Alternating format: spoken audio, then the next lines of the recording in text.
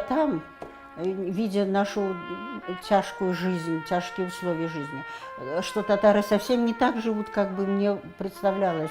И вот я в своих картинах пыталась передать именно вот контраст между той жизнью, которой мы жили когда-то, и та, которой мы живем.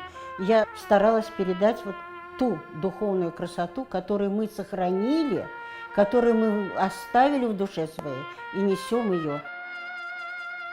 У них присутствует всегда какая-то вот эта мечта какая-то. Вот мечта, сразу работа какая-то более романтичная. Я помню, начиналась с Казима Еминова. Вот сразу можно было узнать, что это написал именно татарин. Потому что он мечтал о этой земле, он эту землю любит, он за эту землю болеет. Он не может просто так взять, просто так написать. Это не может.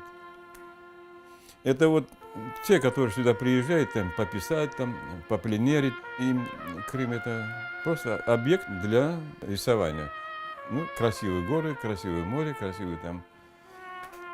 Для нас же не это главное, его красота такая.